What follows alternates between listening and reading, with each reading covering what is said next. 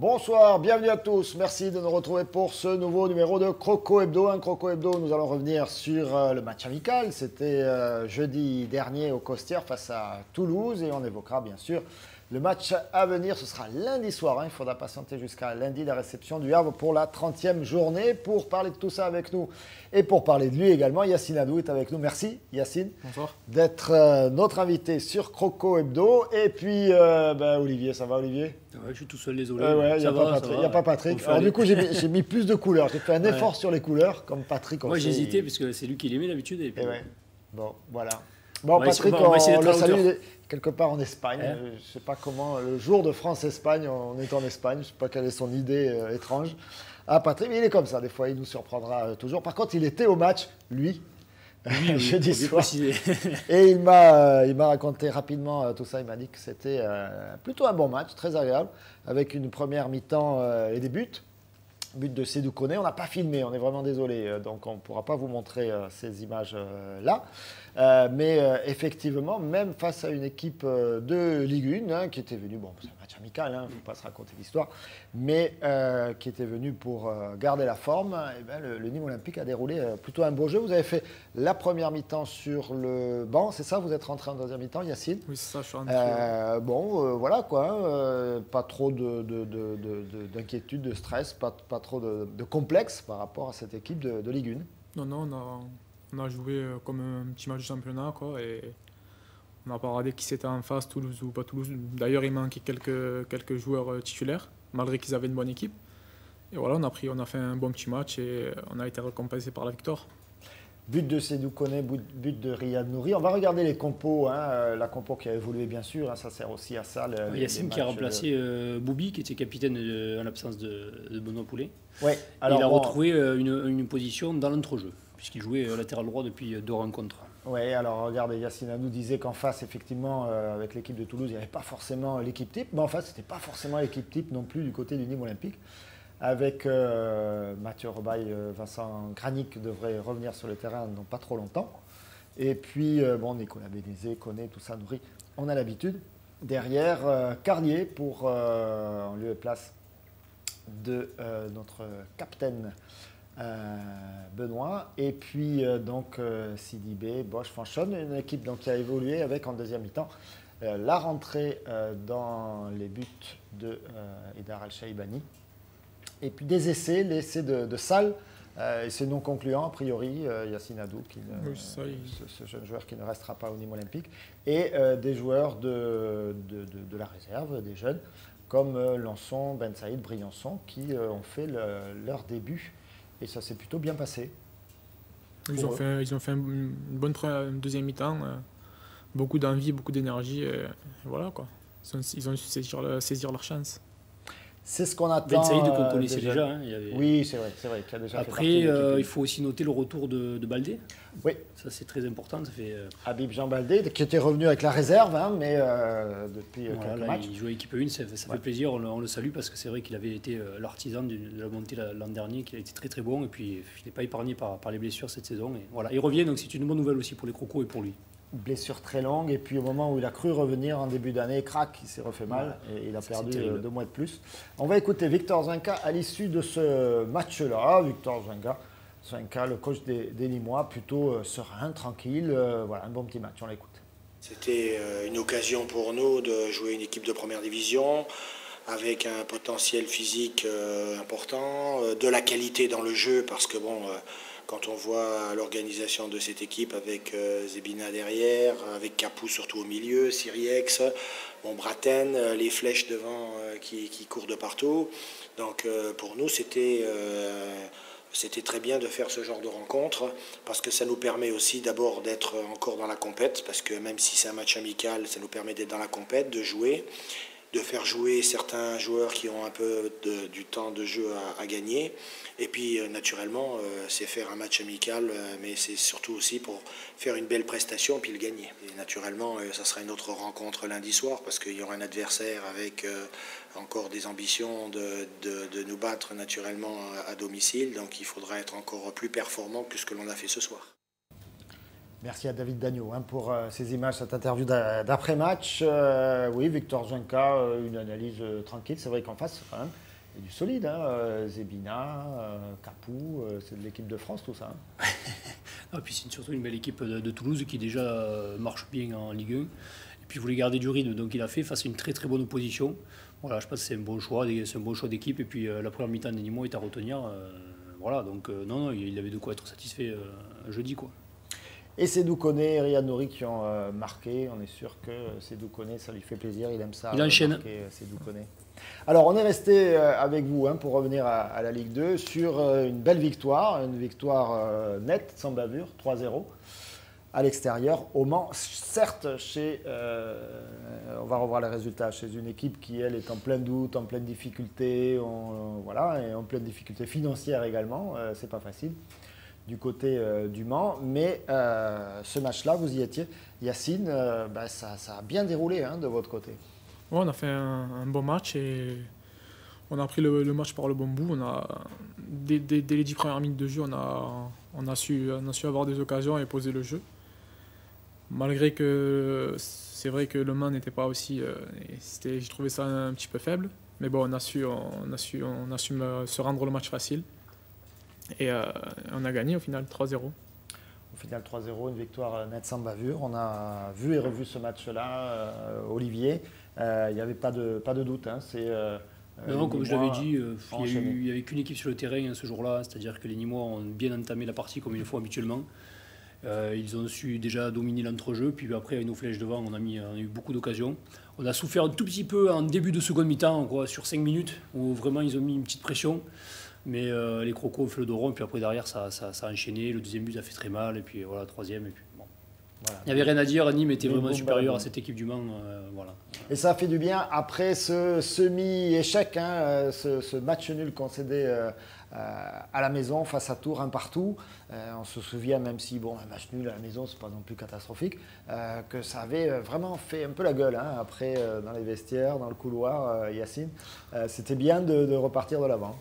Ouais, c'est sûr que si on veut monter en Ligue 1, il va falloir gagner tous les matchs à domicile et en gagner quelques-uns à l'extérieur. Donc voilà, après ce match à domicile, on se devait d'aller gagner au Mans et c'est ce qu'on a fait. Après ce match, pardon de revenir là-dessus, mais après le dernier match à la maison contre Tours, ce match nul, on a senti beaucoup de tension. Ça s'est libéré, il y avait de la déception de ce match nul. Mais vous en avez reparlé après à l'entraînement, le coach vous en a reparlé ou il a tourné la page?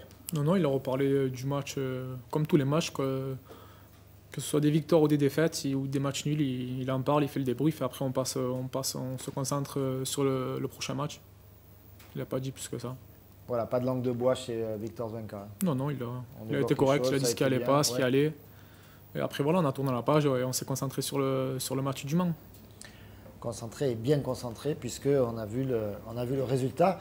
On va faire le point du classement, un classement mis à jour cette fois, puisque le dernier match en retard, donc, qui concernait Caen et Istres, a vu la victoire des Canets. Sans surprise. Sans surprise, 1-0 à la maison, je crois que c'était ce week-end. Et donc les Canets installés à la 3e place, toujours en bagarre, avec Guingamp. Et derrière, tout de suite, Angers, Nîmes Olympique. Ce sera difficile d'aller chercher le Football Club de Nantes, encore plus difficile d'aller chercher l'AS Monaco. Mais 4 points, c'est... 4 points, c'est pas grand-chose. C'est rien quand on regarde.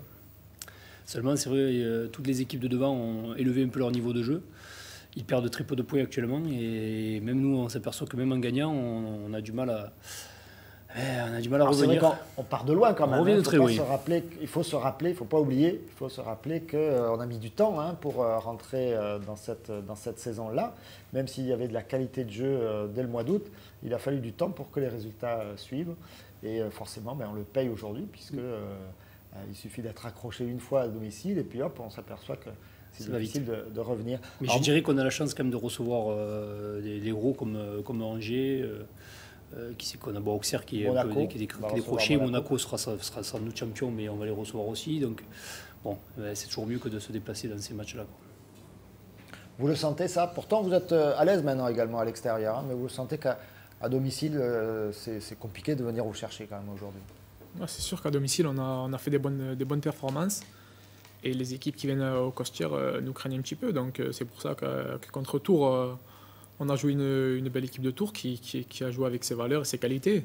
Donc c'est pour ça que voilà, tout le monde était déçu de prendre qu'un point. Mais c'était une belle équipe de Tours en face. On joue contre des équipes aussi. Donc voilà, et il va y avoir des matchs difficiles au Costières. On reçoit Angers, Le Havre, Monaco. Ça sera difficile, mais bon, si on veut monter, il va falloir faire des matchs de coupe tous les vendredis soirs. Donc à partir de là, il va falloir tout donner sur le terrain. Passe bien ce discours là de la montée maintenant, d'aller chercher ce résultat-là. Vous qui avez connu tellement de choses en peu de saisons, on y reviendra, mais en peu de saisons en Nîmes Olympique, la Ligue 2, on verra des classements tout à l'heure. On a ressorti quelques chiffres, c'est pour vous ça, Olivier, de la saison 2009-2010. Vous avez connu le national, la descente nationale, l'année nationale l'année dernière, et puis là aujourd'hui on reparle de Ligue 1 possible. Comment ça se passe dans votre tête ? C'est vrai que ça va un peu vite. Si on repense à l'an dernier où on était en national, où voilà, c'était difficile. 3 premiers matchs, 3 défaites. Après, on joue la montée à la fin. Donc maintenant, se voir là en Ligue 2 et jouer la montée, c'est une chance que beaucoup de clubs aimeraient avoir. Donc il va falloir la saisir et tout faire pour y accéder. C'est vrai qu'avoir joué autre chose que le maintien en fin de saison, c'est quand même agréable. Ouais, c'est quand même sympa. Ça change un peu. Même si l'an dernier, on rappelle qu'on a joué la montée en national, donc on a joué le titre. Forcément pas la même. Mais voilà, c'est pas pareil. Et puis c'est vrai qu'on a eu tellement de saisons de galère que là, on savoure quand même chaque rencontre. Et puis c'est en Ligue 2, puis c'est agréable de se dire au-dessus, c'est la Ligue 1, quoi. Donc voilà, il faut aussi un peu rêver, c'est normal. Puis si on y arrive, le foot est fait pour ça. Si on y arrivera, ce sera pas bien grave. Alors ce qu'on apprécie également cette année, c'est non seulement les résultats, mais c'est la qualité du jeu. C'est vrai qu'on voit de très très belles prestations au Costières, on voit des buts. Pendant des années, on s'est contenté de scores à coups de 1-0, 2-1 parfois, c'était énorme les soirs de 2-1. Et là on a vu du 3-0, une fois, 2 fois, plusieurs fois ça s'est renouvelé. Vous le sentez ça entre vous également, que ça joue mieux, c'est plus agréable à jouer sur le terrain? Ouais, c'est sûr que c'est plus agréable de poser le ballon, de jouer, que de mettre des longs ballons devant et aller au second ballon. C'est sûr que tous les joueurs de football préfèrent jouer au ballon et après voilà. Mais pour ça, il faut avoir des bons joueurs, faut avoir des bons joueurs de ballon, quoi. Après, c'est sûr de poser le ballon. En plus, c'est surtout le coach qui a apporté cette manière de jouer en début de saison, de vouloir poser le ballon, de repartir de l'arrière. Ouais. Donc voilà, aujourd'hui ça paye, on a des occasions et on a des buts. Ça veut dire que quand vous récupérez le ballon derrière, il vous met un petit peu la pression pour dire qu'il faut le donner propre, il ne faut pas le balancer, il vous oblige à lever la tête, à aller chercher un partenaire? Ouais, voilà, il nous oblige pas, mais bon, si c'est possible de jouer par terre, au sol, repartir de derrière, on le fait. Mais bon, après, c'est sûr qu'il ne faut pas prendre de risques derrière. Si on est pressé ou quoi, il nous dit d'allonger. Il ne faut pas hésiter à allonger. Regardez, la prochaine journée, donc ce sera lundi soir, le match décalé. C'est la première fois que les caméras d'Eurosport viendront jusqu'au Costières. Donc Nîmes Olympique recevra le Havre. On reviendra sur cet adversaire. Du coup, on leur laissera la place. Du coup, pardon. On leur laissera la place exceptionnellement. À Eurosport, oui, on récupérera les images multicaméra, on va se débrouiller. Nantes recevra Monaco, ça c'est un duel au sommet, ce sera samedi après-midi. Et puis, regardez les autres matchs qui nous intéressent, c'est le déplacement de Guingamp à Caen. Attention, Sedan est capable encore des fois de mordre, donc c'est pas fait pour Guingamp, surtout à l'extérieur. Et puis, Caen reçoit Arles-Avignon. Arles-Avignon est une des équipes surprenantes de ce championnat, puisqu'ils sont capables d'aller chercher des résultats, parfois dans des endroits où on ne les attend pas. Et Angers qui se déplace à Châteauroux. Voilà pour les adversaires aujourd'hui directs. Il y a Dijon également qui traîne un petit peu par là. Voilà, ce sera Dijon qui sera à Auxerre. On va marquer une courte pause. On se retrouve, on parle du Havre. Et puis on reviendra sur le début de carrière de Yacine Adou. À tout de suite.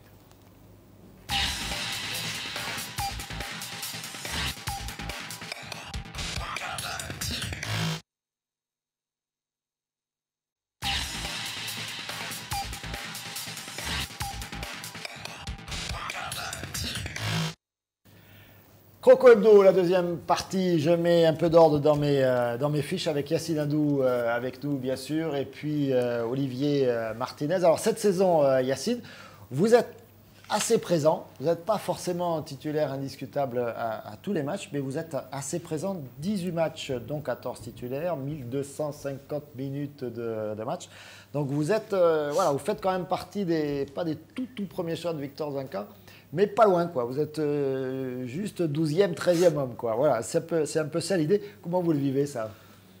Bon, c'est sûr que quand on joue pas, on le vit un peu mal, mais bon, on s'accroche, on essaye de montrer l'entraînement tous les jours qu'on peut jouer, et quand on joue le vendredi soir, de montrer au coach qu'on mérite notre place. Après, il y a des choix qui sont faits, et nous, joueurs, on est là pour le respecter. Alors, avec votre double casquette, hein, ça, c'est les questionnements de Olivier. Ce qu'on disait tout à l'heure, c'est vrai qu'il a malheureusement les inconvénients de ses avantages. C'est-à-dire que comme il est polyvalent, il est souvent utilisé à droite ou dans l'axe. Malheureusement, quand tout le monde est là à son poste, ben, c'est le premier qui saute, c'est lui. Mais bon, après, il répond tout le temps présent. Moi, après, dans l'entrejeu ou en latéral, j'ai pas souvenir d'avoir vu Yacine rater un match. Donc, l'avantage qu'il a, c'est qu'il est hyper constant. Et on peut compter sur lui à tous les postes. Et voilà, il sortira toujours ses matchs. Donc, en plus, il tire les coups francs maintenant. Donc, ça fait longtemps qu'il tire les coups de pied arrêtés. On attend juste le coup franc direct, c'est tout ce qu'on attend. Ah, on attend le coup de franc direct. On vous a préparé un petit cadeau. C'est comme ça venu. Votre premier but en Ligue 2, c'était votre première saison. On va vous le retrouver tout à l'heure. Beau, vous préférez quoi, devant la défense ou en latéral droit? Non, je préfère devant la défense. Ah, c'est votre poste initial. Ouais, c'est ça. Tu demandes si je préfère jouer milieu ou latéral. C'est votre poste initial, ça. Ouais, c'est bien ça. Je préfère jouer au milieu, c'est... Oui, mais on vous a plus souvent fait jouer en latéral. Hein, les différents coachs de Nîmes Olympique vous ont plus souvent la concurrence fait jouer en latéral qu'en milieu défensif. Ouais, après je peux jouer latéral, et quand on me met, j'essaye de donner le maximum. Et quand j'y arrive, tant mieux. Le principal, c'est de jouer. Le principal, c'est de jouer. Ça, vous avez bien raison. C'est vrai que par rapport à son volume de jeu, à ses qualités, il est plus à l'aise en 6 parce qu'il aime bien couvrir le terrain, il aime bien courir. Et malheureusement, latéral, à part faire des courses le long de la ligne, c'est un peu limité comme poste, on va dire, quoi. Donc je pense que je comprends qu'il préfère jouer en milieu, quoi. Faire des bonnes courses le long de la ligne pour que le milieu de terrain ne vous redonne pas la balle. C'est ça l'histoire. Et après, vous refaites tout à l'envers. Voilà, c'est ça, à l'endroit, à l'envers. On se faisant crier par le coach parce que vous êtes le premier devant lui. Et fort contre effort, et fort contre effort. Regardez, on va vous faire plaisir. On est allé vous chercher un de vos tout premiers matchs. C'était le 4e en Ligue 2. C'était la saison 2009-2010, au mois de décembre. La 19e journée, Nîmes Olympique recevait Istres. Et vous êtes tout en bas, là, regardez. Oui, vous êtes tout en bas. Je me souviens. Le jeu se déroule de l'autre côté, là-bas, à droite. Et puis, regardez, hop, un petit coup, il se dit, ah tiens, et si j'allais mettre... Et Yacine Adou marque son premier but. 1-0 pour Nîmes Olympique face à Istres. Alors, on vous a enlevé le son parce qu'évidemment, les commentateurs, Patrick et Olivier, étaient absolument convaincus que c'était Miodrag Stozic qui avait marqué ce but-là, n'importe quoi. Enfin bon, mais ils sont comme ça. Mais c'était bien. Merci de le rappeler, c'est lundi. Eh ben oui, mais j'explique. C'est une des plus grandes taches noires de. J'explique. Vous aviez bien senti le coup là. Ouais, j'avais anticipé un peu le coup, et voilà, au final, je l'ai mis au fond. Un but, alors ça avait fait 2-1 au final pour Nîmes Olympique, avec les Istrins qui avaient marqué, puis Nicolas Baillot qui avait marqué juste derrière pour 2-1. Pourquoi je vous parle de cette saison-là? 1, parce que vous êtes là et que c'était ce but, c'était sympa de s'en rappeler.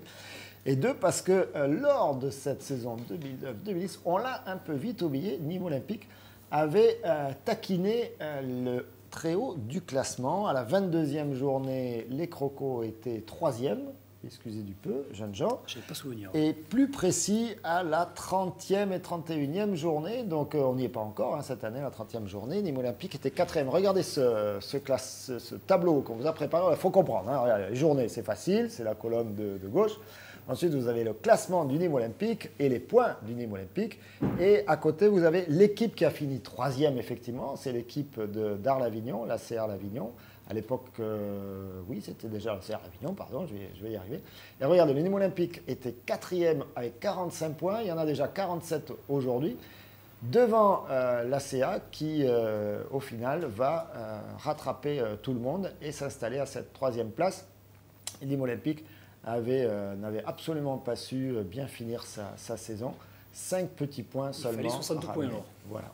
Et il fallait 60 points à ce moment-là. Il est probable qu'il en faudra beaucoup plus cette année. Avec tous d'accord que le championnat est plus relevé. Ces 2 dernières années en Ligue 2, il est très, bien très meilleure compliqué. qualité sur le terrain, beaucoup plus relevé. Regardez, on va revoir du coup le classement à la 29e journée de cette année, de cette saison-ci, avec les Nîmois qui ont déjà 47 points, mais on voit bien que ce sera très très difficile, puisque même avec 47 points, on n'est pas du tout troisième, on est 4 points derrière le troisième. Il y a encore Guingamp au milieu et encore Angers au milieu. Voilà, donc c'est vous dire si ça va être compliqué. Il serait intéressant de savoir, est-ce que le coach Zonka vous a dit à peu près le nombre de points qu'il faudrait aller chercher pour la 3e place? Non, non, il n'y a pas d'idée pour l'instant. Pas d'idée, ouais.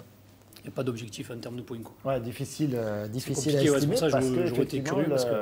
il y a un train d'enfer là. C'est compliqué de mettre une barre par toutes ces équipes. Alors, Le Havre, on y vient. Le Havre, c'est une équipe qui a longtemps fait l'ascenseur entre la Ligue 1 et la Ligue 2. Le plus vieux club professionnel, ça on vous la resserre à chaque fois, de France. C'est presque le plus près de l'Angleterre. En même temps, c'est peut-être un peu pour ça à l'époque. Le Havre, regardez ces images, c'était lors de la 12e journée. Nîmes Olympique était allé au Havre.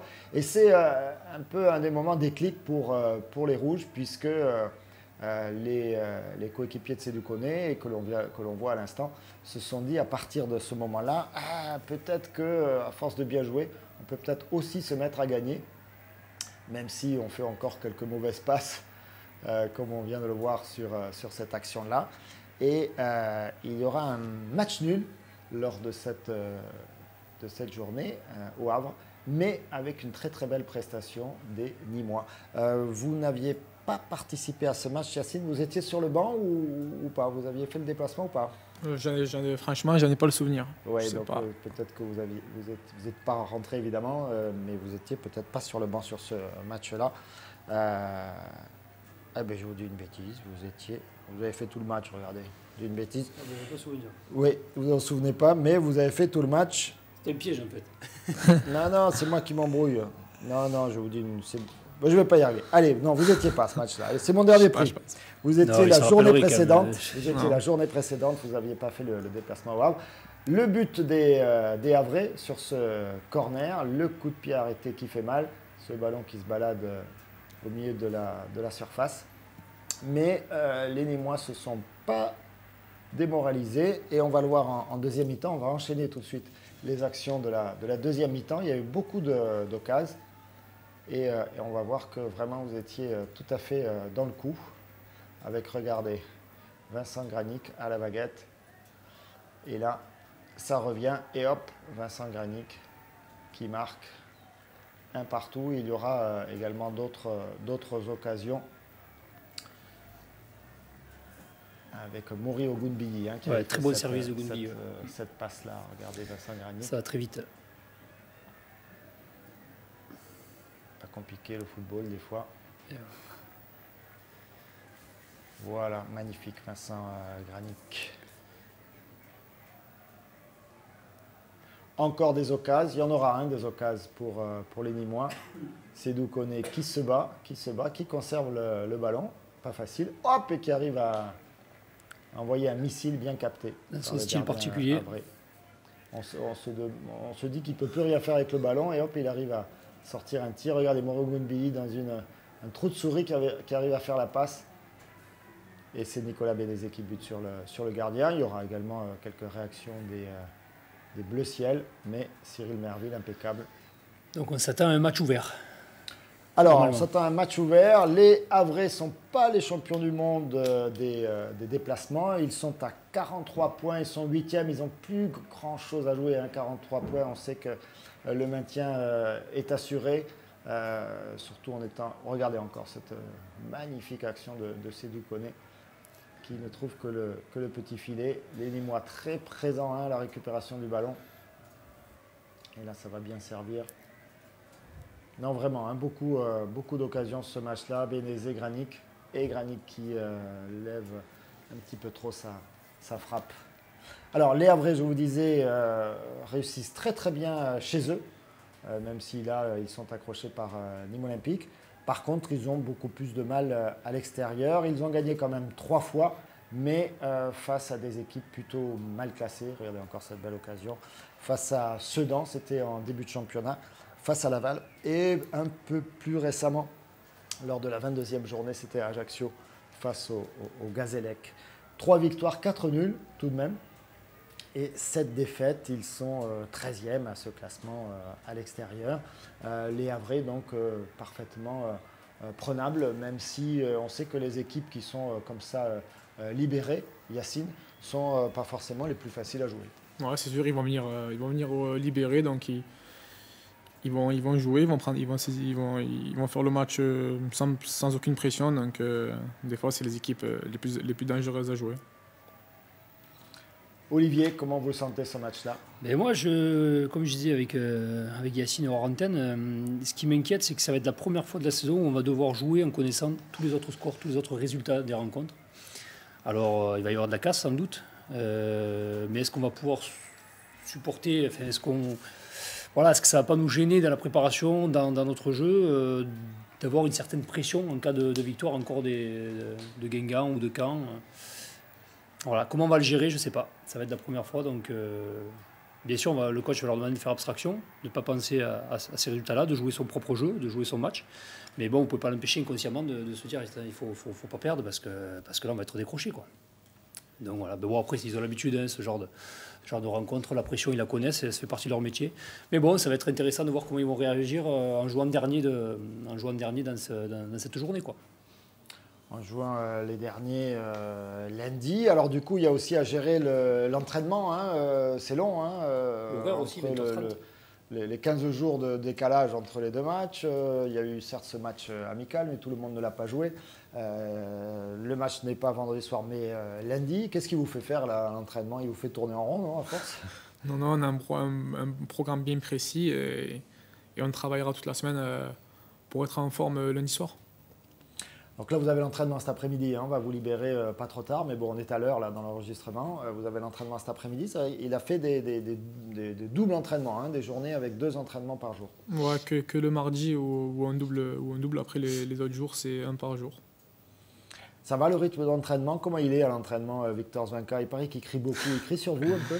Ouais, il crie sur tout le monde, sur tous les joueurs quand on ne fait pas ce qu'il faut faire. Donc après, il a raison, il est exigeant. Donc voilà, après, ça paye le vendredi soir. Donc tant que ça marche. Oui, ce qui est inquiétant, c'est qu'il y aura presque 11 jours entre Toulouse et Le Havre. Donc déjà, parce que tout le monde n'a pas joué 90 minutes aussi. Donc ça veut dire qu'il y aura peut-être un manque de rythme. Certains qui n'ont pas joué Toulouse, que je pense à Benoît Poulain, bon, même s'il en a tellement mangé qu'il peut aussi se permettre, mais bon, ça fera 11 et 6, 17 jours sans jouer. Ça commence à faire, quoi. Donc manque de rythme, espérons que ça ne va pas trop nous perturber. Alors, mais bon, Le Havre est dans le même cas, puisqu'ils ont pas joué. Ça sera pareil pour les Havrais. Évidemment. Yacine Adou, il nous reste quelques instants. La saison prochaine, vous faites quoi, vous le savez? Non, je suis en fin de contrat au mois de juin, là, donc je sais toujours pas ce que je fais et voilà, on verra bien. Et là, c'est prévu pour quand les rencontres? Il faut finir la saison? Je sais pas, en avril, mai peut-être. Donc le président avait dit sur le journal en avril. Donc courant du mois, quoi. Ouais, voilà. Donc on attend et on verra bien. Voilà, sachant qu'en plus, la donne est peut-être un peu différente cette année. Si ça joue encore la montée dans quelques semaines. Ouais. Je pense que le président attend de savoir si on monte ou pas pour rencontrer les joueurs qui sont en fin de contrat. Et puis les budgets ne sont pas les mêmes du tout. Ouais, ça change beaucoup de choses, quoi. Ça changerait énormément de choses. Ça vous plairait une petite saison Ligue 1, non? Ouais, ça serait bien. Nous aussi. Nous aussi. C'est tout ce qu'on vous souhaite, c'est tout ce qu'on se souhaite. Merci beaucoup Yacine Adou d'avoir été avec nous. Merci cher Olivier. À lundi. À lundi, oui, tout à fait. On sera en tribune de presse exceptionnellement. Oui, écoutez, pour une fois, on ne sera pas obligé de travailler pendant ce soir-là. On va regarder le match tranquillou. On pourra l'analyser plus tranquillement à Croco Hebdo la semaine prochaine. Merci à tous de nous avoir suivis. Très bonne soirée sur TV Sud. Et allez Nîmes. Et allez Nîmes.